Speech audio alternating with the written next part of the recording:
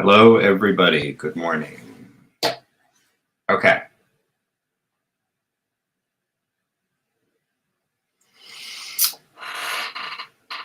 Big day today.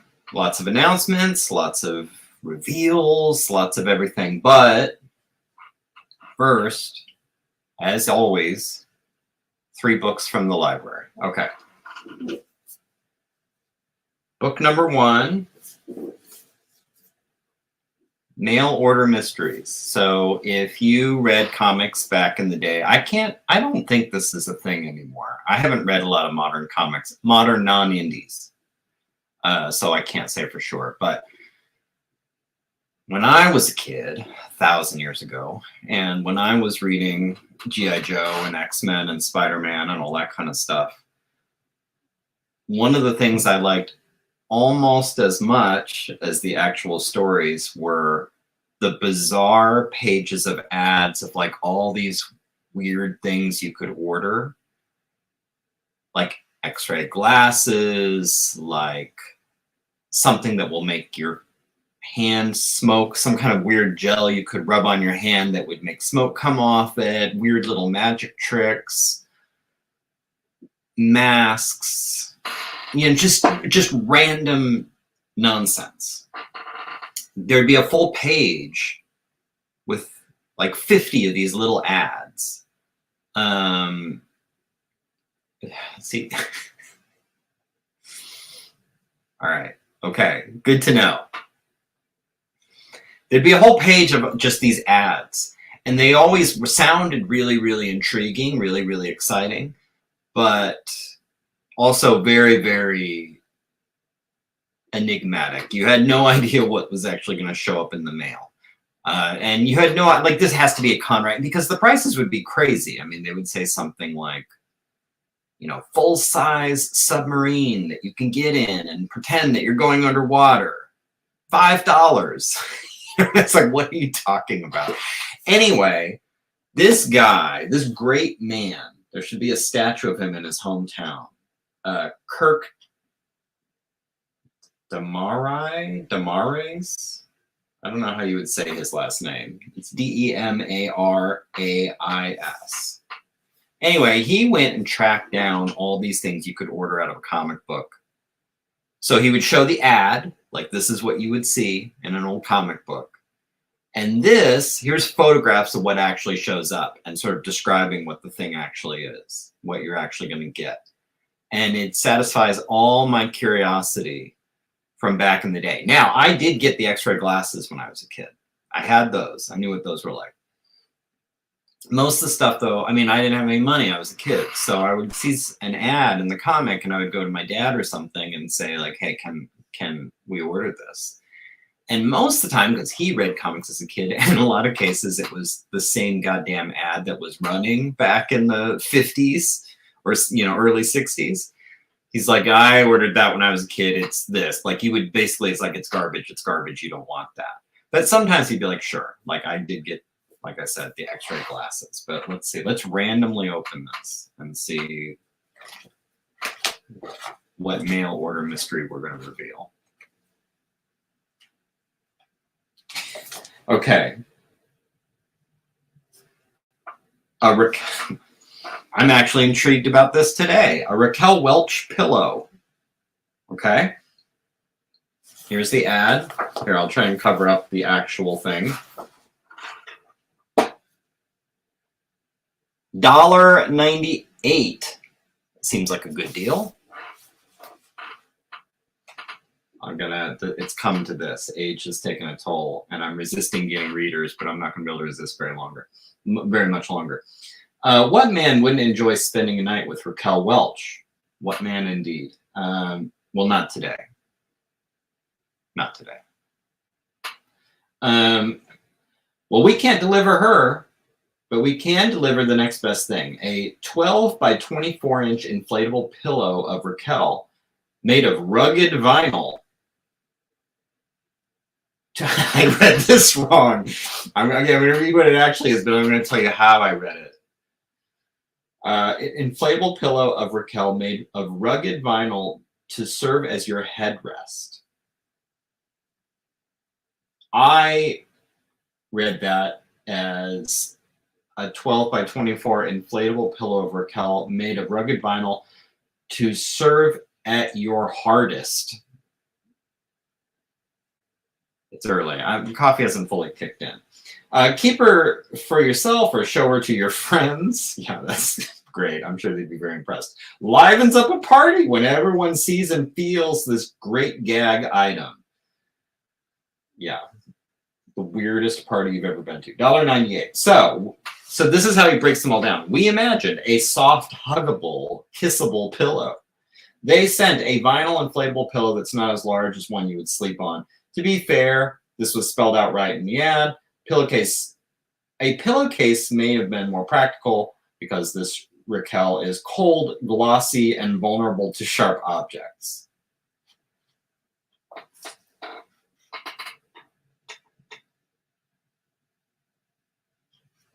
Actually, I don't think I would feel totally ripped off.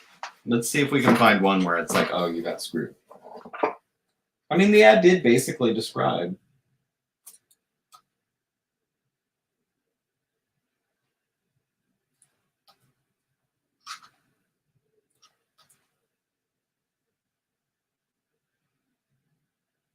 Okay, this, I think I would feel ripped off. Let me see if there's a better one, though. I'm saving this.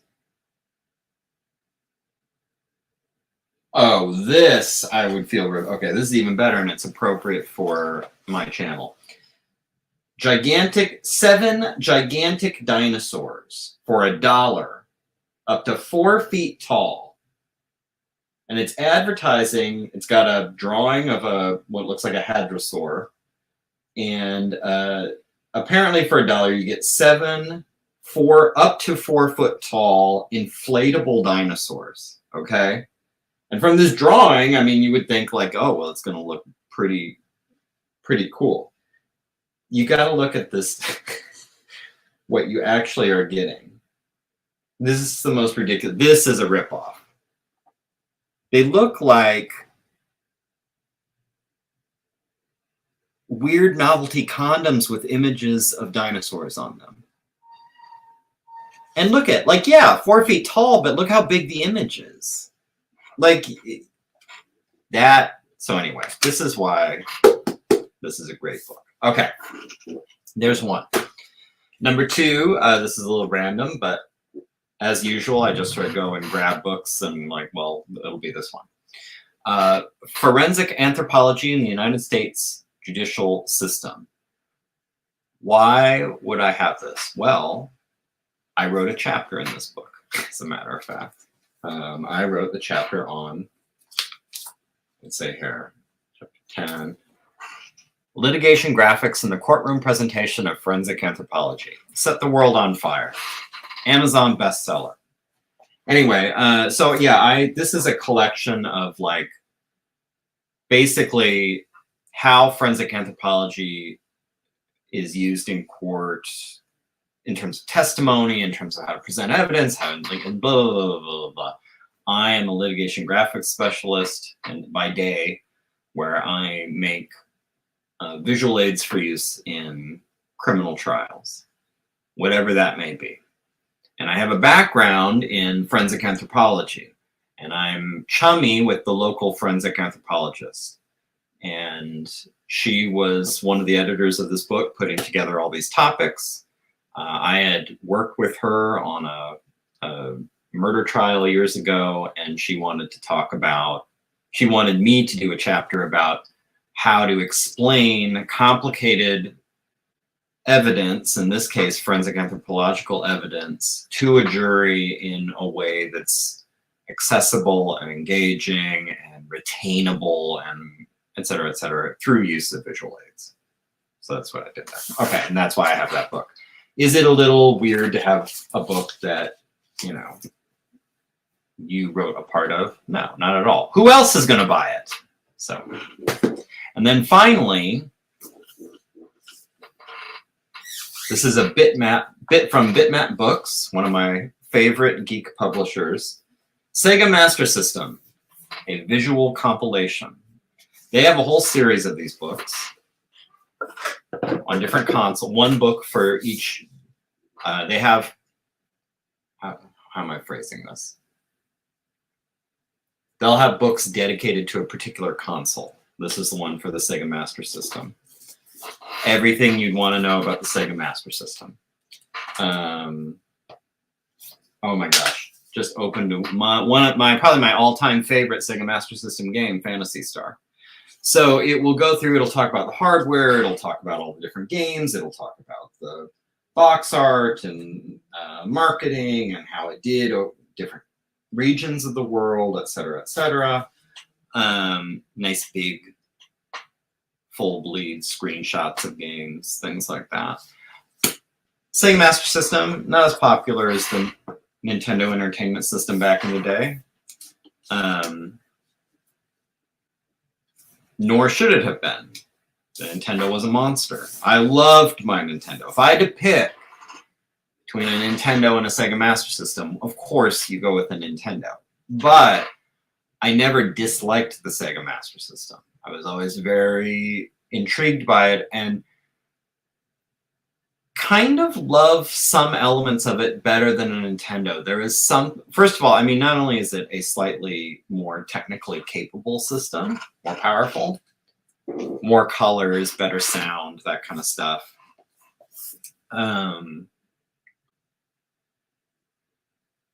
There is something about that Sega Master System color palette, the color palette that was used in their games, that is just very nostalgic to me. And to me, I think, I don't know if people are familiar with it, I think they'll know what I mean.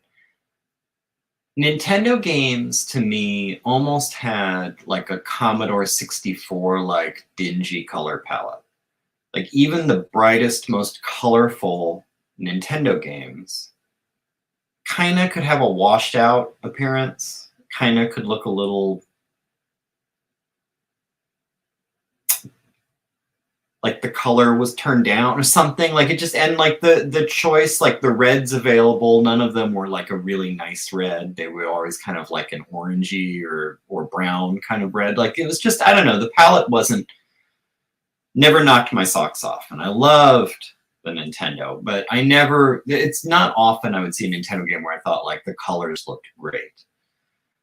Sega Master System had a color palette. It was almost like a little too intense. It looked like almost day glow, its palette. And to me, referenced better what you would see in anime of the day. To me, and you just have to trust me if you're not sure what I'm talking about, or go back and look at screenshots. The Sega Master System had what to me felt like a very Japanese-y color palette of that era. Like this was, mid to late 80s, and to me it felt like what you would see in kids media out of Japan in the mid 80s. A lot of like teals and bright greens and cool light blues and I don't know, it just was a little more vibrant. Also, the sound just has a quality where if you play music from some video game, even if I've never played that game before, never heard that music before, but it was from the Sega Master System, you can pick it out. Like it just the Sega's chipset, whatever the audio, I'm not a tech guy when it comes to that kind of stuff. It just has a sound, you're listening to Sega Master System video game music. All right, those are my 3 books. Now, I'm trying to think what we want to talk about first.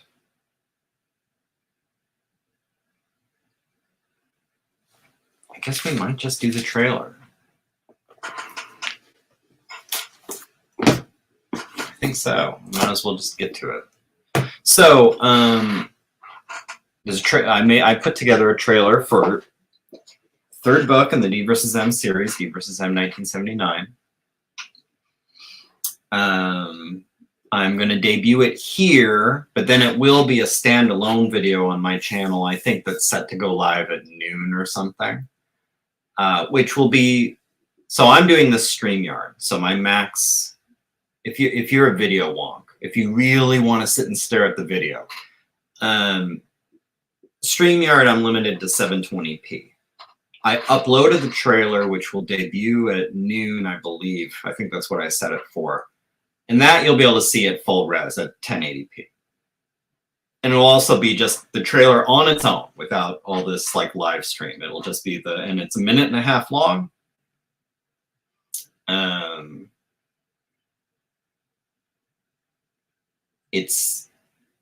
I tried to show enough to build some intrigue, but obviously, as is always the case with me, hold back enough where I'm not really spoiling anything, and I don't think, you know, you'll really get too much of a sense of exactly what the story is or exactly the sequence of events. Like I tried to be hit that balance of show you some things, but you know, you're not really going to be able to piece it together. Oh my gosh. Just popped in to see the greatest trailer ever. See it again. Yeah. So he's certainly overpromising, but Jim is one of the handful of people who did get a sneak preview of the trailer while I was working on it. He actually saw two. He saw a work in progress version where I hadn't completely put everything into it. It was just sort of roughed out like something like this. And then I went and fine tuned a lot of things and added elements that weren't there before and showed him the final version. And he approved, which meant a lot to me because Jim Lujan is the video guy. Okay. All right, let's show the trailer. Where am I? Let's see if this works.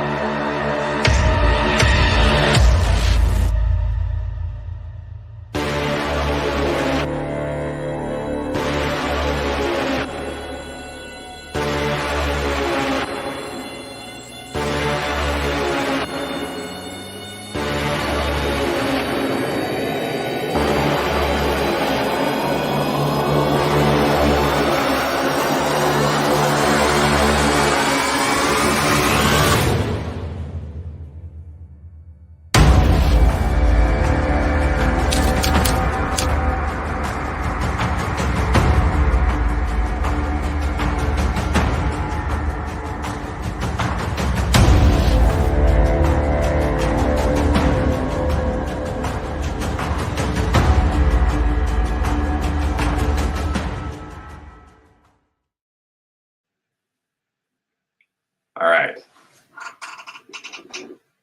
We did it, guys. We did it. That's it. Goodbye. No, I'll do a show on top of that. Okay.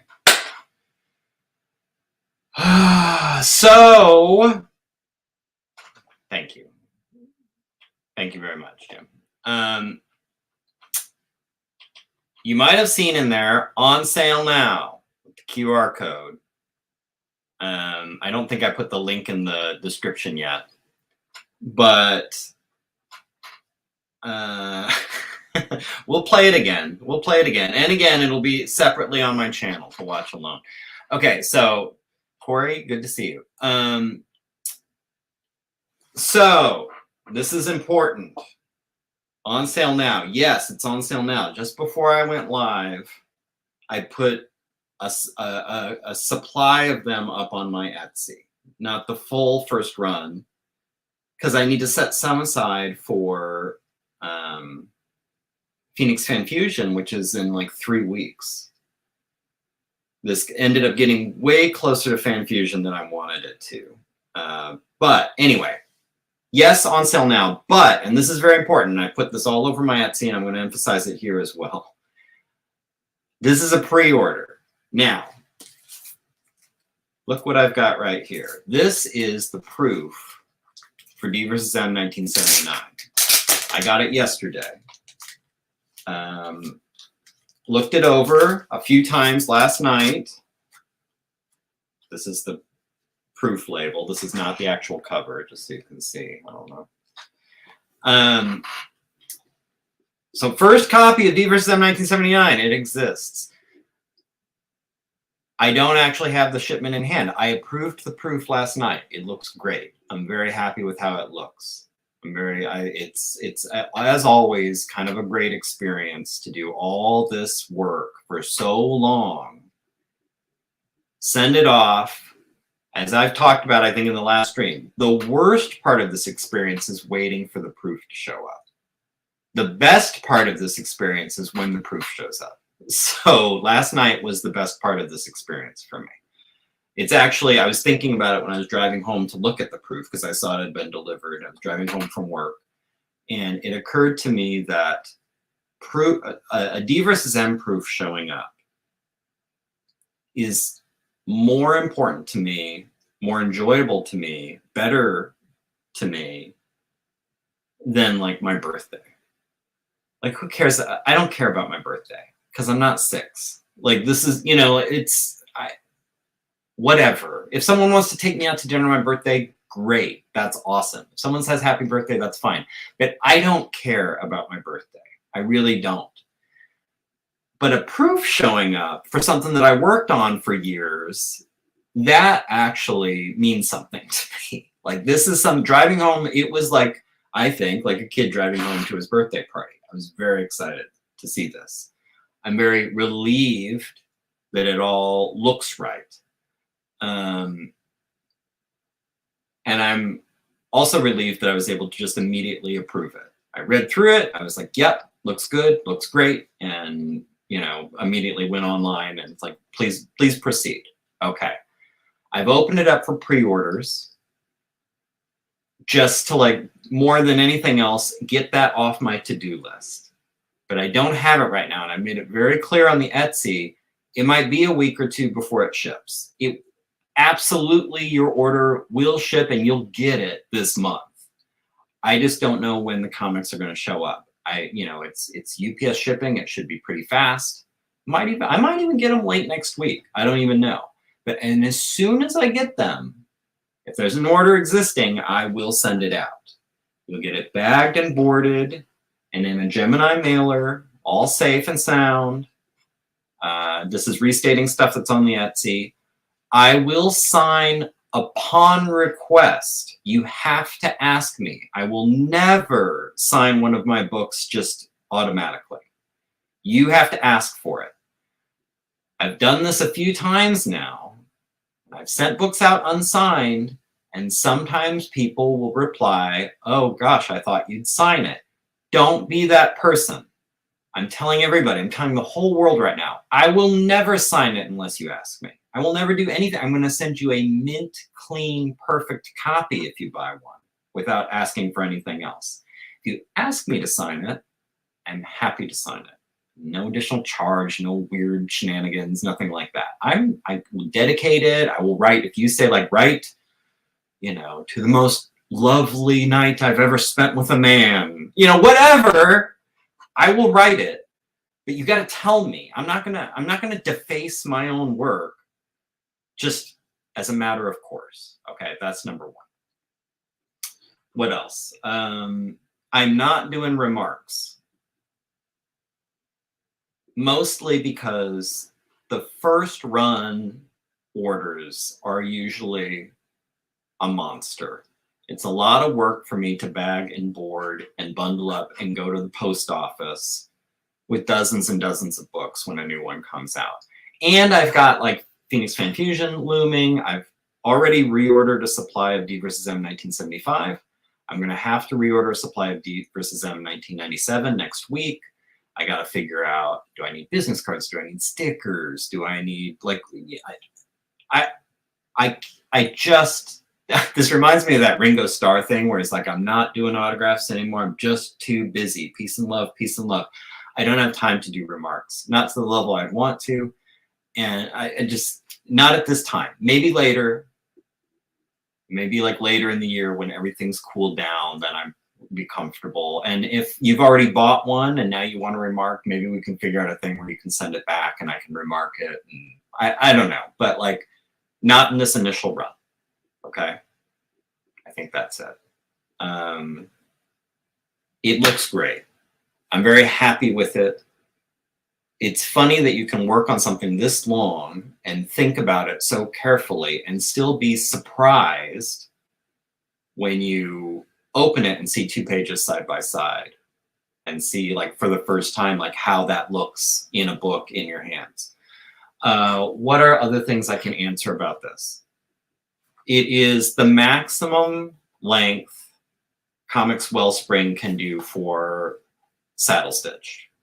It's, I think this is like the 64 interior pages. The story itself is 60. And then the additional pages are, there's the copyright page. I can show you that. That's not a spoiler. There's the introduction. There's the story. There's the fake, the Man in Black planted news article, along with a highly classified artifact from the story. If you're a close watcher of my Instagram, you might be able to puzzle out what that probably is. And then a thank you page. That's it. There's no fat on this bone. There are no blank pages anywhere. It's like, this is just, I used every inch of the canvas. This is the maximum amount of pages they can stuff in a saddle stitch, and I used every single one of them for the story and for the content around it. So it's $15 shipped. So, I mean, depending on how you want to look at it, shipping is free. It's 15 bucks. Some people, not you, but randos might say 15 bucks seems like a lot of money for an indie comic. Well, depends how you think about it. 60 pages of story, 64 pages, sent in a Gemini mailer. Most comics are 20 or 25 pages. You're kind of getting three bucks, sort of. So, and shipping is included in the 15. I think it's a very fair price. If you found me at FanFusion, maybe I would charge you a little less. Why? Because I don't have to ship it. And I don't have to use up a mailer. And I don't have to, you know, take some time to run to the post office. You know, you get a slightly better deal. This is 15. You get yourself a book that is going to take you a little bit of time to read, and I think is very rereadable. Okay, let's check on the chat. Let's see what's going on. I'm seeing a lot of activity. You post the link so we can buy it. Yes, I can. In fact, let me put this away before I accidentally open this and spoil something. And then we're going to talk about trailers, making trailers. Okay. Let me see. It is at, while I do this,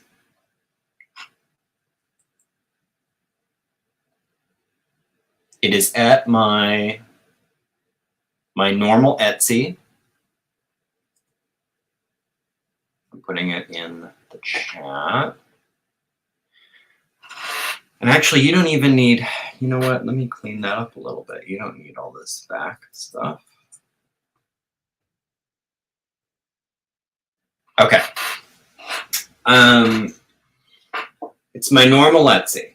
You'll see it's the only, and it's also the only thing that's listed right now because I'm out of stock of everything else. I'm sold out of 75. I'm sold out of 97.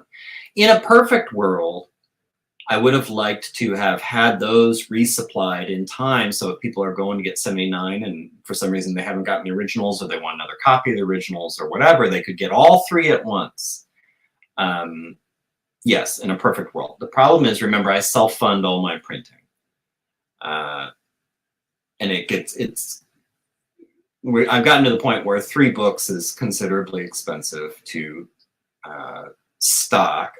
But more so, I've been having to kind of pace it out because I'm going to Phoenix FanFusion, like I said, in about 3 weeks. I need them all in stock for that.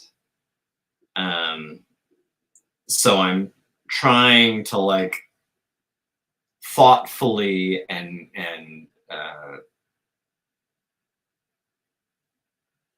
prudently do my restocking in a financially responsible way. So right now, no, you can't get all 3. By the end of the month, you would be able to. Now, caveat, when I'm running up into FanFusion, I will probably lock down sales on everything, so I have a pile of comics I can bring to FanFusion. It'll probably be a little bit like the Arizona Comic Book Arts Festival, where there'll be like a shop freeze while I'm doing that, just so I don't have to every day juggle my inventory and figure out, like, I don't want to be at FanFusion looking and seeing like, oh, I got another Etsy order, and reach in and pull a comic out of my box and set it aside so I don't accidentally sell it to somebody who walks up to the table. Like, so basically the store will shut down for probably about a week around FanFusion, which means if you want a copy of 79 and you don't want to risk, you're not going to go to FanFusion, and you don't want to risk waiting for me to do a reorder, order now, order soon. Because at some point, in about 2 to 3 weeks, I'm probably going to lock down the Etsy shop, and you're not going to be able to buy anything for a little while unless you catch me at the con. Does that make sense? Okay. Let's see here. Oh my gosh, lots of notes here. Let's see here. Wait.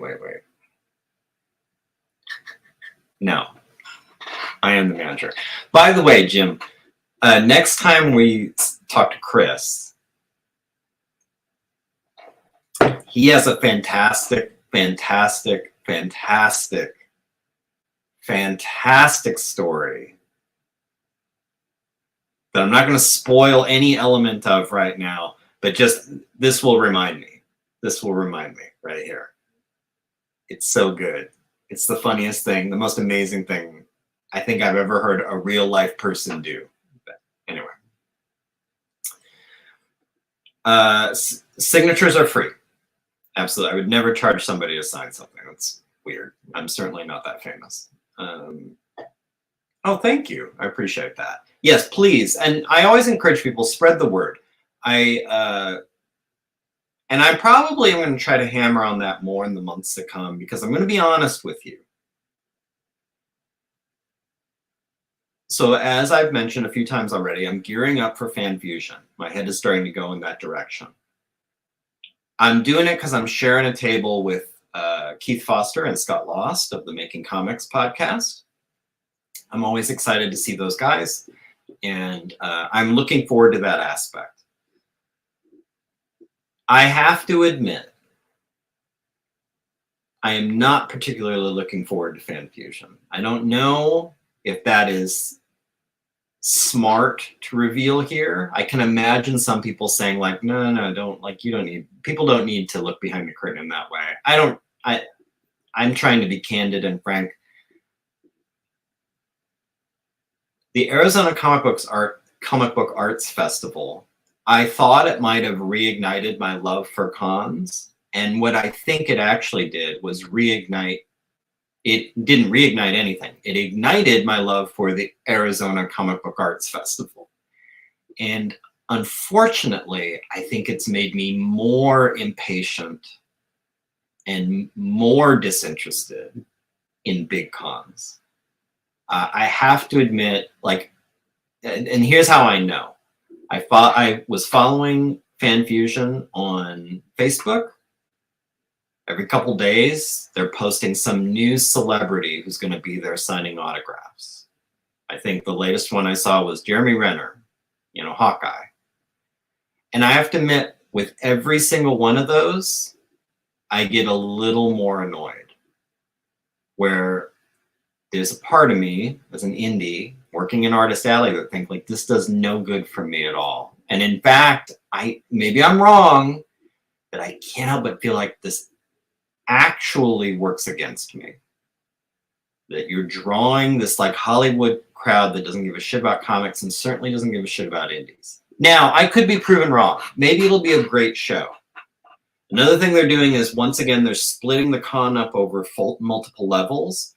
which is something they did in what the show that I think was the show that had me and Scott Serklin coming away from it saying, like, we're done.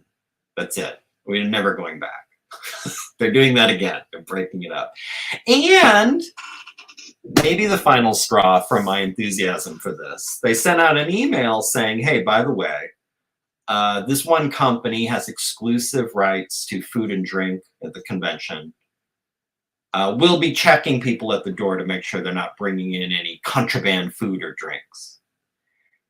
It's June in Phoenix. Are you telling me, like, if I show up with a bottle of water, you're going to have me dump it? Are you telling me that working a booth in there, like, I don't have the ability to just leave for an hour or two and eat off site. So now you're compelling me, basically, to buying an $8 water and a $12 ham and American cheese sandwich on white bread at the show. I'm trying to make my table back. And now you're compelling me to buy like a $15 Caesar salad. Like, do I even need to make a point? Can you hear it in my tone? Anyway, but we're gonna, you know what? That's enough on that. Suffice to say, I'm not super excited about Fan Fusion. Stay tuned in the upcoming weeks for more content related to that. All right, let's see here.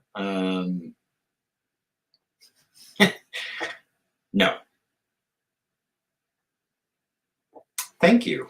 Okay, awesome. Awesome, thank you.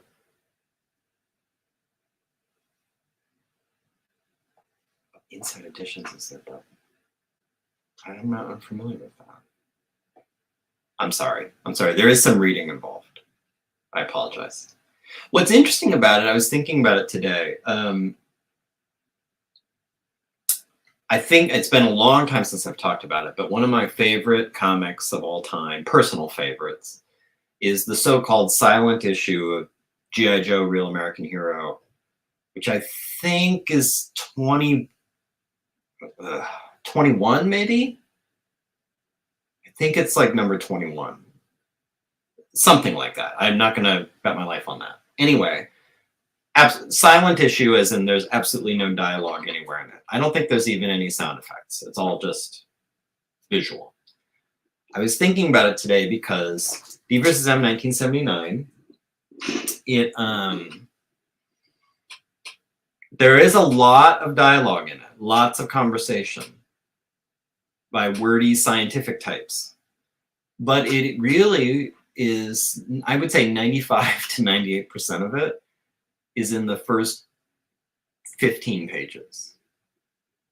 And then the rest of the book is basically, like, there's no dialogue. There's sound effects, but there's almost no dialogue because it's mostly you're watching one character go about their business and they're either alone or, to be a little mysterious here, in situations where they're with someone or something that you're not going to be having a conversation with. So it's, I think in terms of how quickly it reads, you will be reading pretty intensely. It's very literary. It's very much like, as Christopher Runciman might say, oh my God, what is the expression? He uses a word. Sequential literature. It's very much sequential literature, the first 15 pages. And after that, it's very visual. So if you're a slow reader, you really want to take time to kind of like parse and kind of think about what's being said, the first 15 pages are going to be, you know, very kind of deliberate, and then it's going to be like you're off to the races. I'm trying to avoid saying some things. Oh, interesting. I'll have to check that out. Cool. Yeah, there probably aren't a lot of DvsMs on Etsy.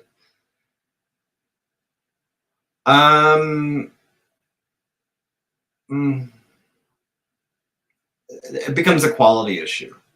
Though what I am interested in checking out, it doesn't even work that way. Comics Wellspring offers a thing, and I have considered this. Comics Wellspring is offering a new thing where they will handle fulfillment. But I don't think there's any real material advantage in terms of timing, because the way it works is you place your order as usual at Comics Wellspring, and rather than have them shipped to you, they just keep it. And then there's like a sale link with them, and I would pass out the sale link, and then they'll sell the books that I ordered from them that they're keeping. They will send directly from them. Now that is interesting to me because it saves me the problem of packing stuff up and schlepping to the post office. Yeah, I said schlepping. But I think I'm assuming, I haven't looked too deeply into it, I'm assuming they charge something to take care of this. And it, again, doesn't help the stock issue, because I still have to order all this. They're not really doing it on demand. They're just handling all the shipping for me. It's almost like I just ordered it and kept it, but somebody else is my distribution guy. I don't know. But I mean, it helps in some ways. It doesn't really help buyers. It helps me with fulfillment. I think, honestly, the ideal is, this is why, like, getting to the trade someday is the desirable thing. It's maintaining stock of 3 books. They're fat books. They're not particularly cheap to get printed. They take up space to store them.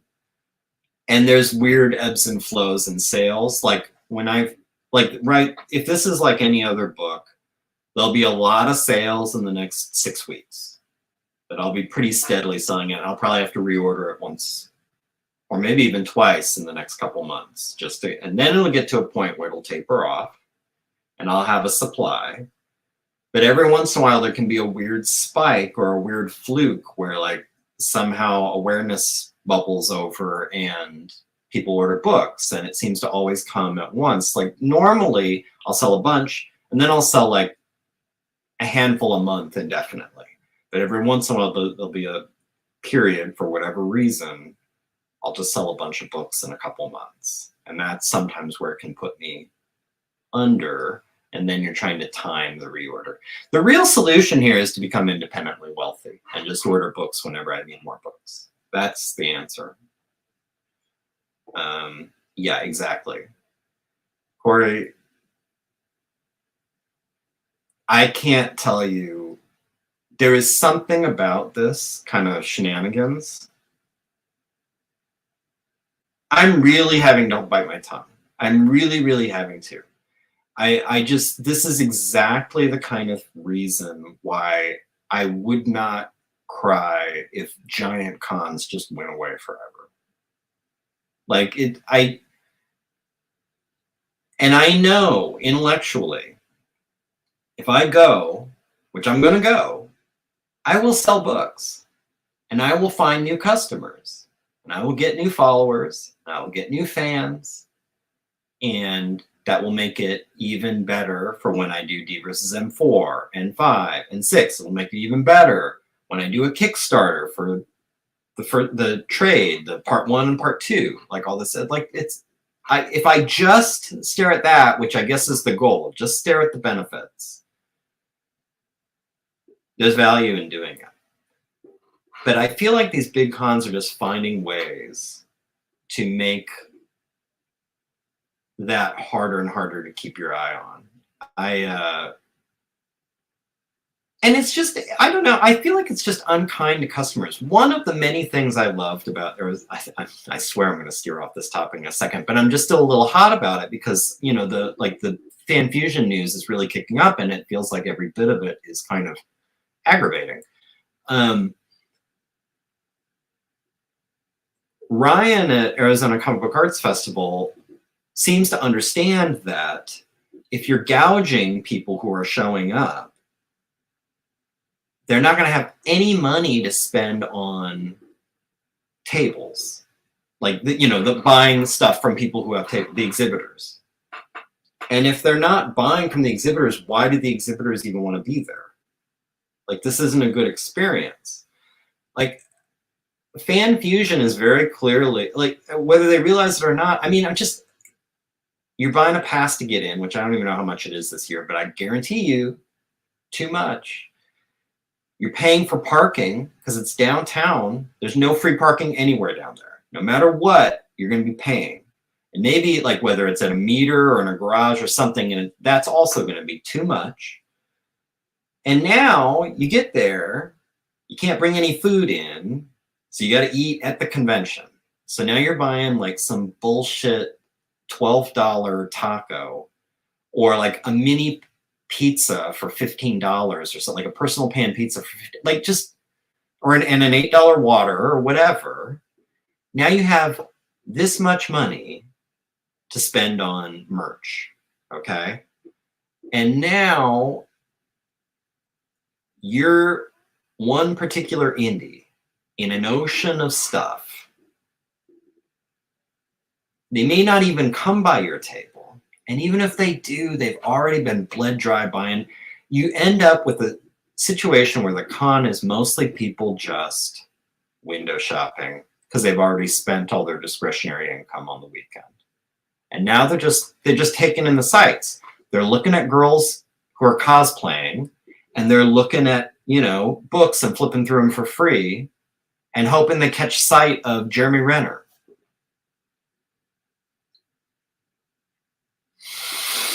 Okay. That's it. That's all we're talking about PFF today. Thank you, Dee Dee. I really appreciate it. Thank you, Josh. I appreciate it. Oh, is that? I didn't know. I'm sorry. I didn't know that. Yes. Yeah. Billionaire would be a great option. I have to step away now because I'm a very important Hollywood filmmaker. This is from Jim Lujan. As you know, I'm going to listen to the show later today, so please be spectacular. Love you, man. I love you too, dude. And thank you for all your help all along the way. And thank you for taking a peek at the trailer while I was trying to cobble it together.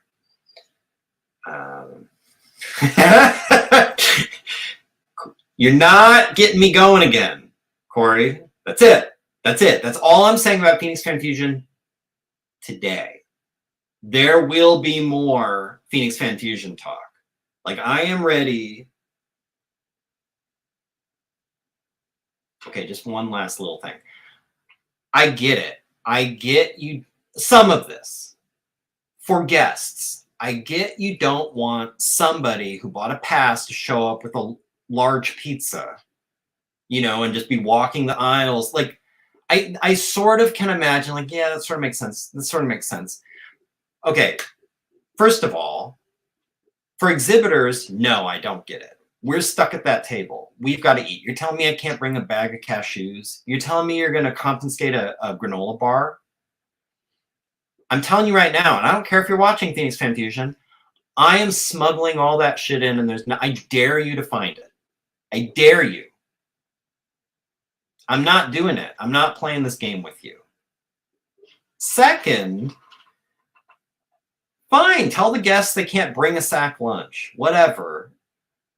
But it's June in Phoenix. Bottles of water should always be appropriate anywhere. You can always bring yourself something to drink, okay? It's insane to me to say like, no, you got to buy our water. At best, you can pour out your water before you come in and then refill it on the dank, you know, water fountain in the back corner. Are you kidding? Fill it up in the bathroom. There's a bathroom sink in there. Fill up your bottle in there. Bring it empty, though. What is the point of that? How can you be more unfriendly to everybody involved? It's squeezing people. It's just taking advantage. Oh, it drives me crazy. That's it. That's it. Starting now. No more PFF talk today. Okay. Thank you so much, Jim. He is very important. Yeah. Just ask Google. A multi-millionaire. Park visa cons are the con. It's one of the many con parts of the con. The con has, it's a many-faced god. I think it's, well, they would say, see, this is how they're kind of weaseling around it. They're not denying people water. There's a drinking fountain there. You just can't bring water in. What? Okay. Anyway. So, pre-orders are up. People are buying stuff. Proof is approved. Comics Wellspring is going to be shipping anytime, any day. I'm happy with how it turned out. Let's talk about that trailer. Should we watch the trailer again? Minute and a half. Let's see here.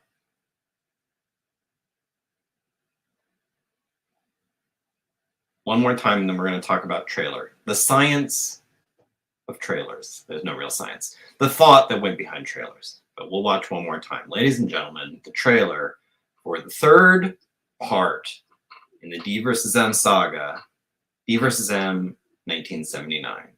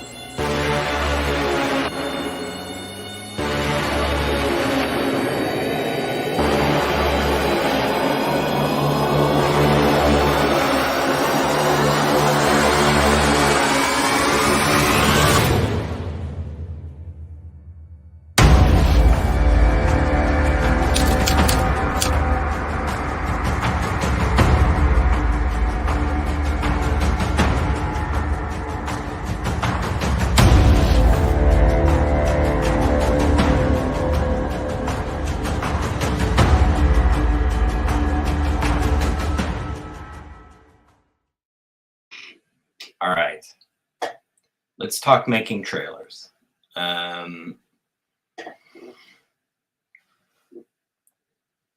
Thank you, Squatch. I tried. Okay, so where do I want to start with this? To me, a trailer is a little bit, you remember a couple weeks ago I was talking about the science of writing an introduction. Like every DvsM has a written introduction. What am I usually trying to do in the introduction? I'm trying to stage set a little bit, and I'm trying to orient the reader in the position I want them in to start this story. There's a little bit of gentle guidance in an introduction where it's like, this is where I want to start you from. And if you start from this position, I think you're going to find your way through the woods in the way I imagined would be best, if that makes sense. A trailer, I think, has a similar, it doesn't always serve this purpose, but it can serve a similar purpose. It's a way to kind of create a sort of mood, a sort of expectation. It helps, it's catching, I think, potential readers even before the introduction to give them a sense of like what is the vibe of this thing going to be and where do I want you to start with it. Obviously, I think with 79, I wanted that sense of foreboding. I wanted that sense of, which is very common with DvsM, things escalating to a point where they've gone off the rails. And I wanted to present questions that I hope someone would want to get the book to get answers for. What is the big breakthrough they're talking about? Who are them? What's in the cage? what's happening? I'm seeing all these weird things. What's going on with the dogs? What's going, you know, like just try to create a lot of like question and intrigue. And then the hope is that you're like, okay, well, I'm kind of curious to see what happens in this book, and you go and get it. I find, and this is something I've talked about, I think, a lot over the years. I've been doing these videos talking about the comics. I am way more of a cinephile than a comic book guy. I do consider myself a comic book guy, but I'm way more into movies. And I've been way more into movies for far more of my life than comics, where I've sort of dipped in and out. Like I was way into comics when I was a kid, and then there was this long period where I was only sort of minimally interested in comics, and then I've since circled back to being interested in comics. Movies I've never been not interested in. And as a result, I think I have a sort of, my default mode of storytelling is cinematic. The way I imagine DvsM in my head when I'm picturing things, whether, you know, when I'm writing a new one or whatever, it's very much like as I would see it in a movie. And I'm sort of, when I'm making a comic of DvsM, it's almost an adaptation of the movie version that's in my head that no one probably will ever see.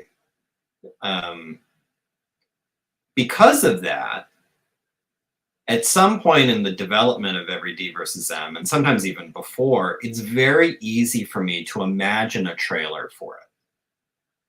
And I find it to actually be a useful exercise because it helps me get a sense of like, what is the tone?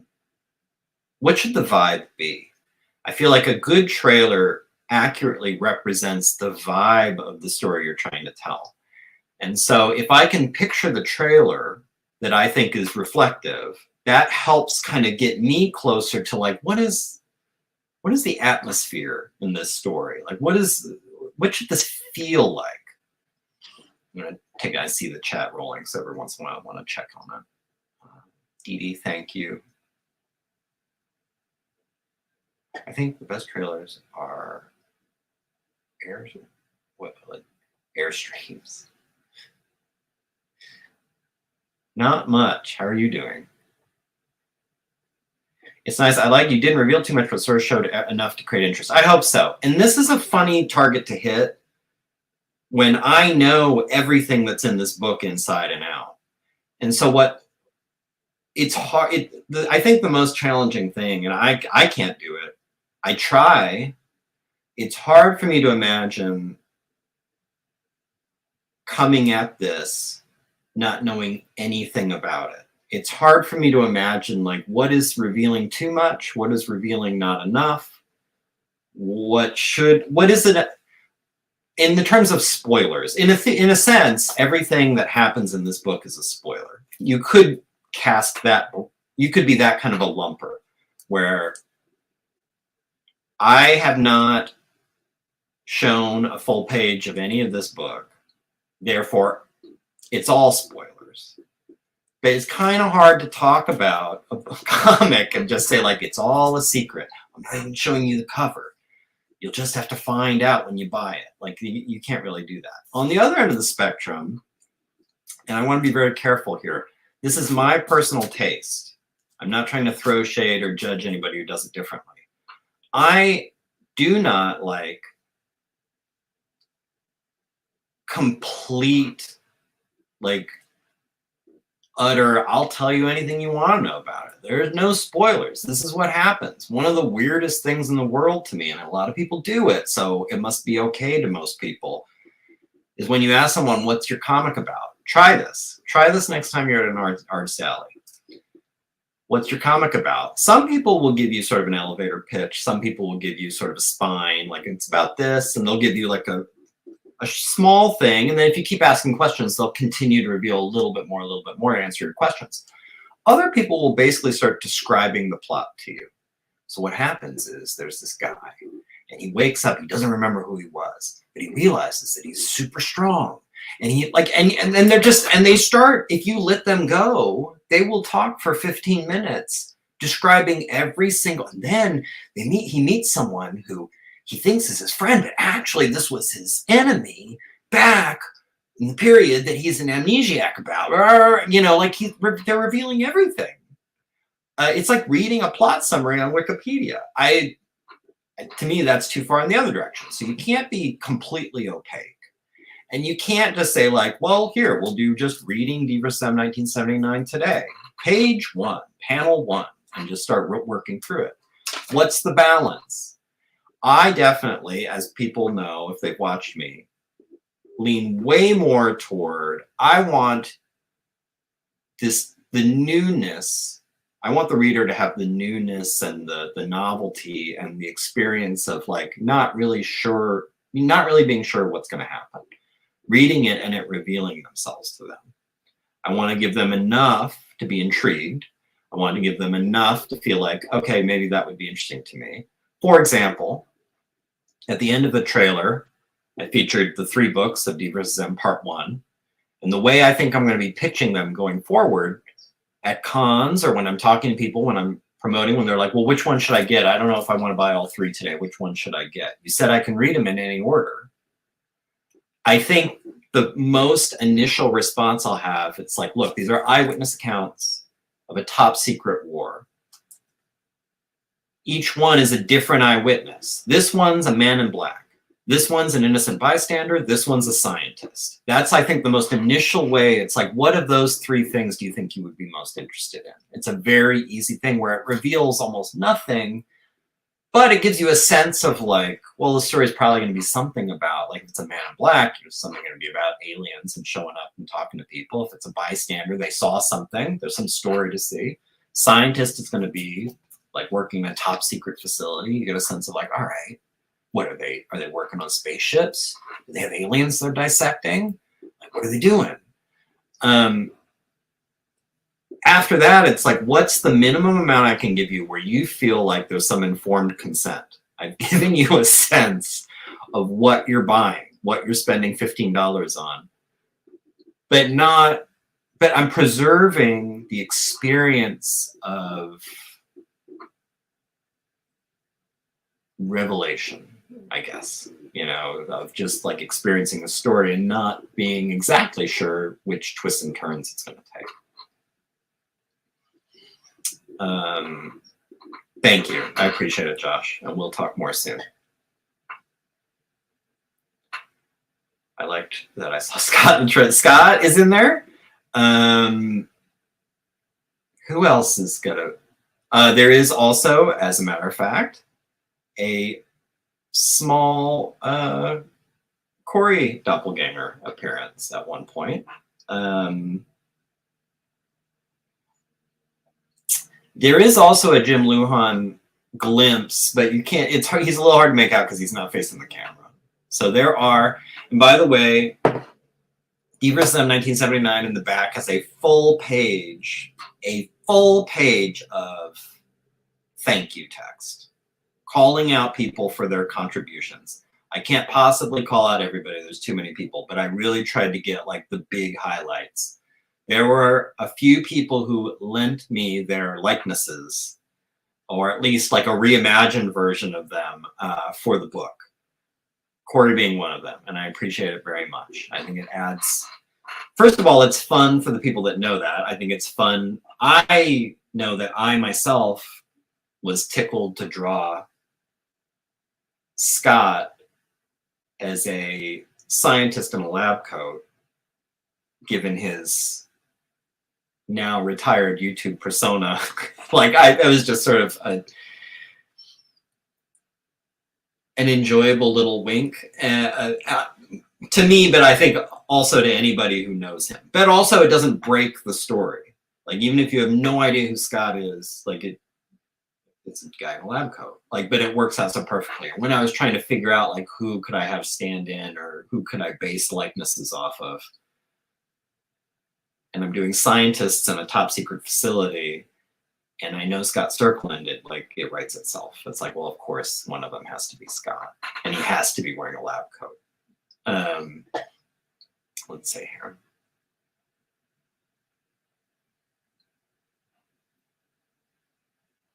Please buy. Everything, yes. Pre-order with that link. And yes. So now that, I mean, I'm not considering it done until comics are in the mail, but that will be very soon.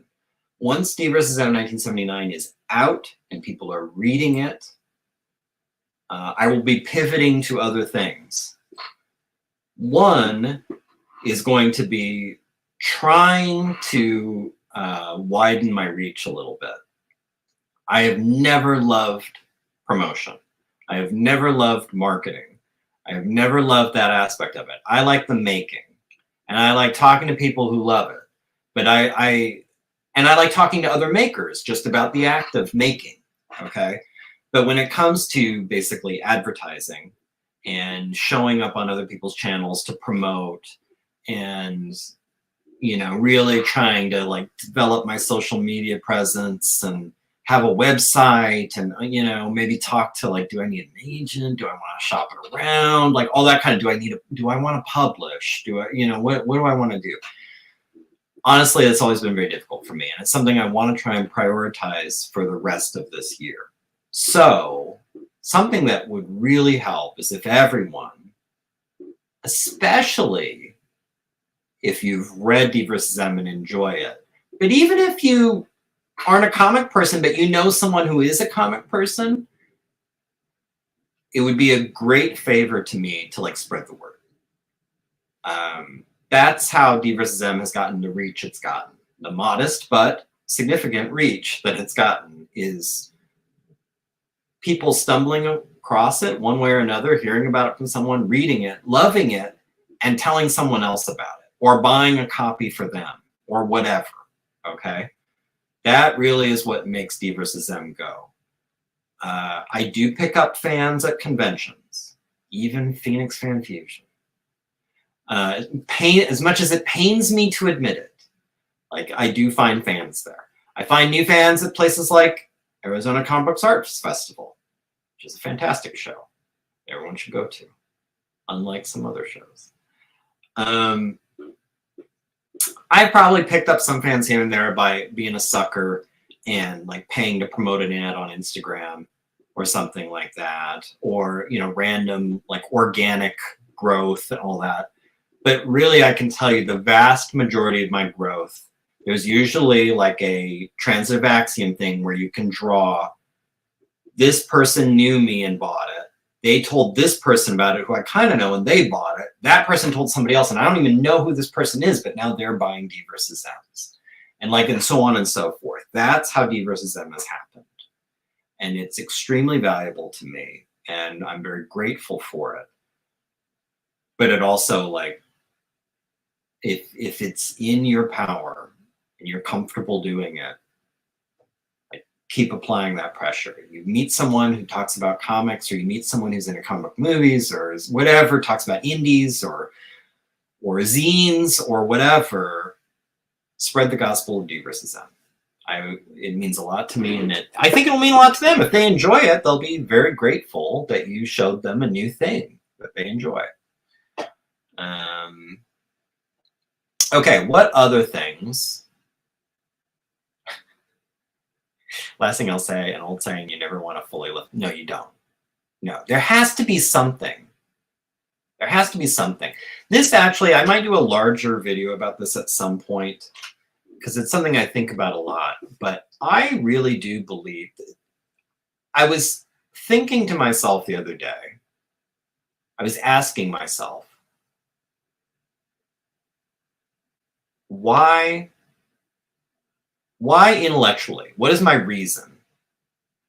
Because I just have a visceral reason of not doing it. But why intellectually do I not like to talk about the themes of each particular DvsM, or DvsM as a whole story? Or like the meaning, or what am I trying to say? Or what does this represent? Or, you know, I don't like to go that deep publicly. Why?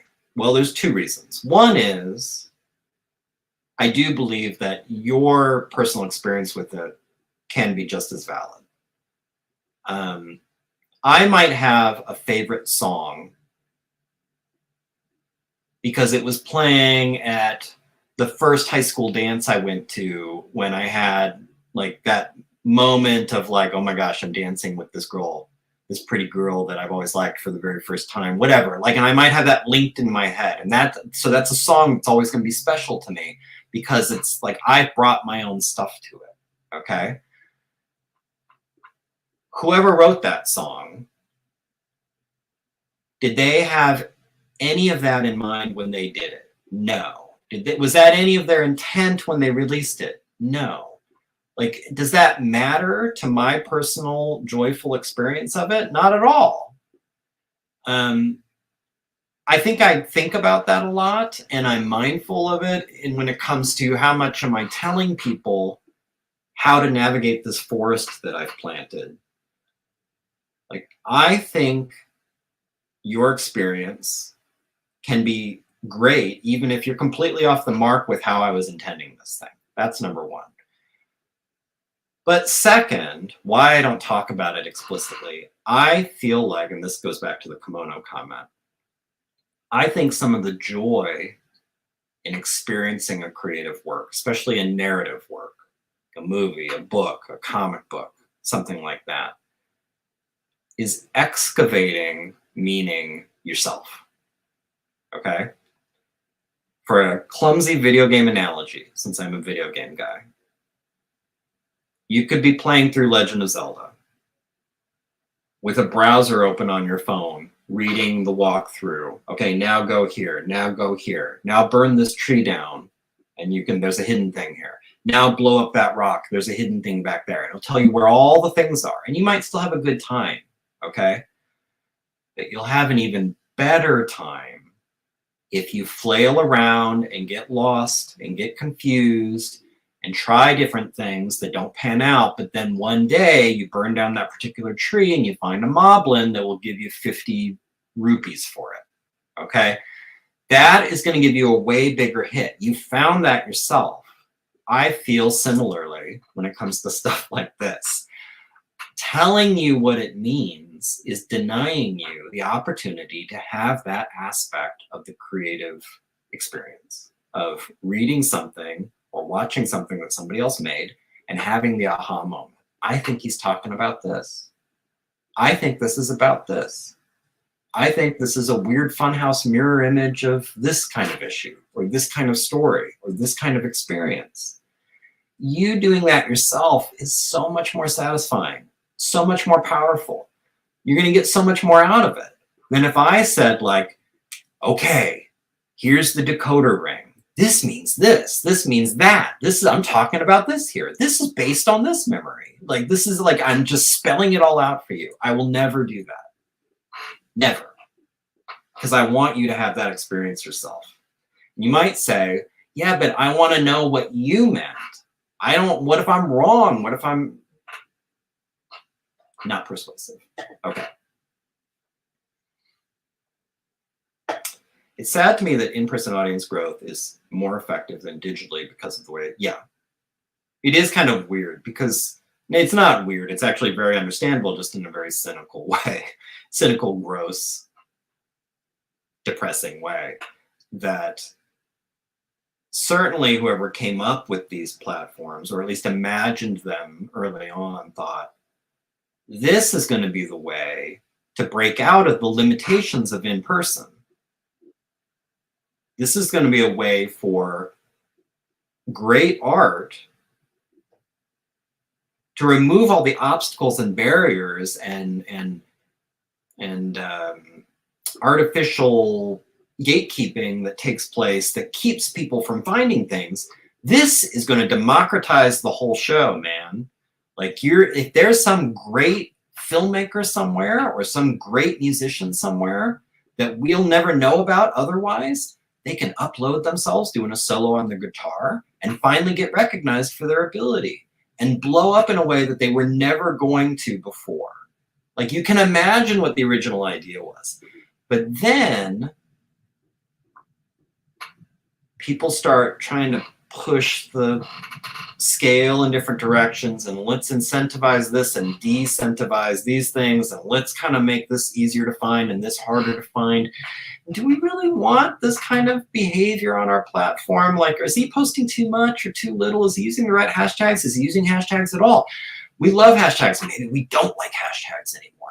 Like this weird kind of game they're doing, whatever their intent is, whether it's craven and greedy, or whether they actually are well-intentioned but just mucking it up and muddying the water, it is, I think we are reaching the point where we're back to basics. And there's questionable value in promoting yourself on social media. I don't know. At the end of the day, all I know is DvsM, its growth, its readership, I think is almost completely attributable to organic, in-person, word of mouth.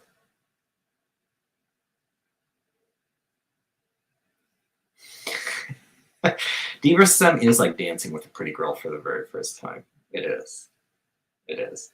All right, guys. Last thing, I'm not going to do a super long show today. There's a lot of content already. But the last thing before I go, I want to give you just, and we'll be talking more about this, but a little glimpse of what's to come. So like I said, I'm going to be emphasizing promotion a little bit more. I'm going to be trying to cast a wider net and get some more readers for DvsM. Not for, believe me, I'm not making money off of DvsM. Like, and kind of like a casino, I'm pretty content when it's a break-even proposition. Okay, that's not what it's about for me.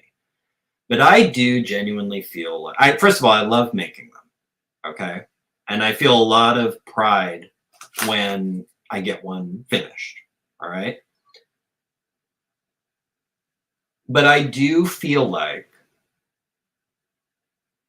this is weird maybe to say about your own work, or maybe it's not. Maybe some people, maybe this is what you should be saying about your own work. I feel like I have something here.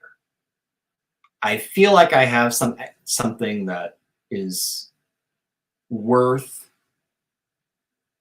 reading, looking at. And it's not just a weird self-generated delusion. Like, I have people who have read it and really liked it and are very interested in what comes next and ask me questions about it, and I'm trying to puzzle out things in it, and I'm very excited about it. So part of me is feeling like, well, if some people like it, then probably more people would. And I would love to put it in front of them. Like, if they're good, I want people who would like DvsM to have DvsM. And I know there must be out there because I've already found a bunch. So I think that's, anyway, so that's promotion. What else is coming? I'm going to be doing, probably once it's been out and in people's hands and people are reading it, I'm probably going to do an Ask Me Anything, which I think I did at the end of '97, where people can ask whatever. They can ask about DvsM generally, they can ask about me generally, or they can get into the weeds and ask specific questions about DvsM 1979 or any of the other DvsMs. But it's going to be mostly, I think, focused on this. Also, I'm going to do as I've done for all the main POV characters of DvsM so far, a character creation and analysis video on the protagonist of DvsM 1979, Dr. Veronica Wagner. That will be in the nearish future. Again, with Phoenix 10 Fusion, I don't know, that might slow things down, but certainly this summer, as with the Ask Me Anything, certainly this summer. Ask Me Anything might even be the first one that drops. And finally, after I probably do those other two, I wanted to do a sort of DvsM Part 1 retrospective, kind of going over in a light way DvsM 1975, DvsM 1997, and now DvsM 1979, which represents part 1, the first half of the DvsM story. Go over those, talk about some of what we're putting together from that and where we're going from here. With little teases about DvsM 4, 5, and 6. And it's not going to be so much a recap as sort of an, I mean, it'll be partly a recap of what's happened so far, but also my attempt to try and give you a sense of what that first part represents, which might give you a better sense of like where we're going now. I think part 1 and part 2 are going to have distinctly different qualities. It's all going to be DvsM. It's all going to have a lot of the same format. You're going to have these POV characters. And it will all still be, you could read it in any order you want. But I think if you look at the part 1 stories compared to the part 2 stories, you can tell that while part 2 still could be read on its own, and while you could read one of the part 2 ones first and then the part 1 and then hop around, part 2 is very much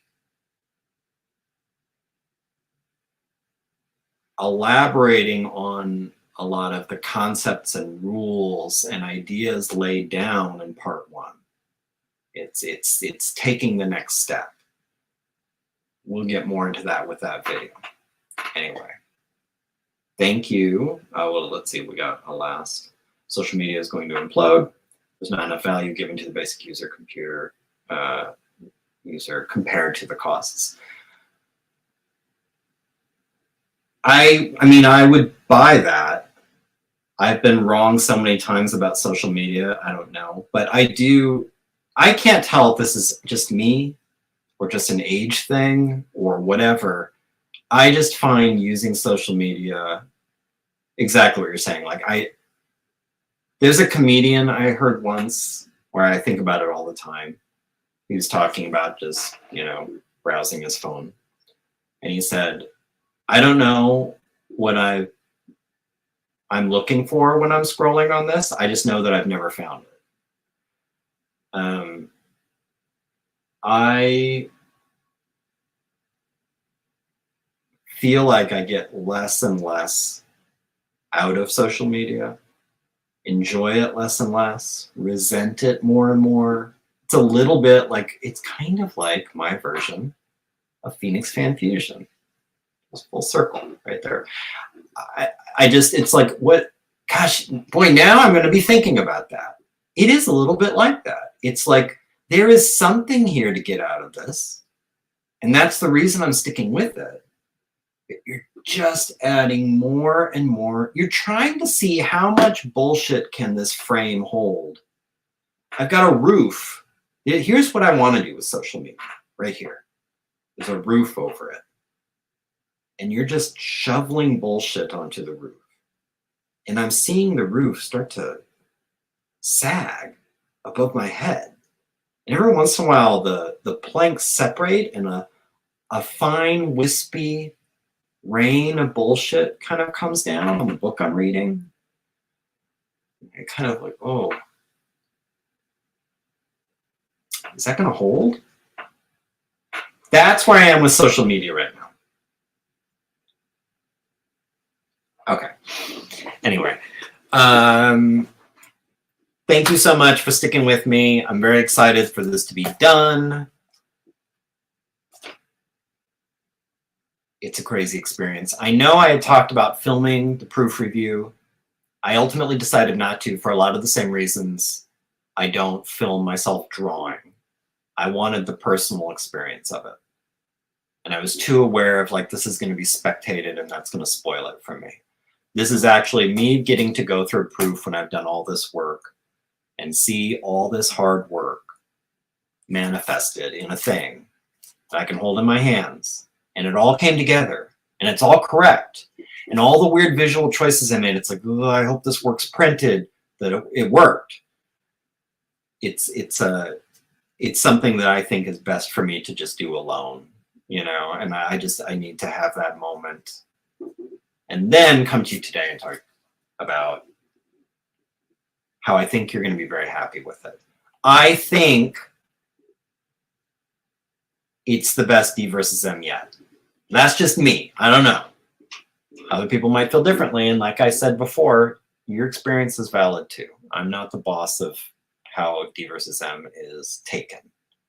I can tell you what I thought. I can tell you what I meant. I can tell you how I feel about it. But I'm not going to tell you how you should feel about it or think about it. So we'll see. I hope you all like it. I'm very happy with it. We're going to do the trailer one last time, as I mentioned, and then I'm going to sign off. I won't be back when the trailer is done.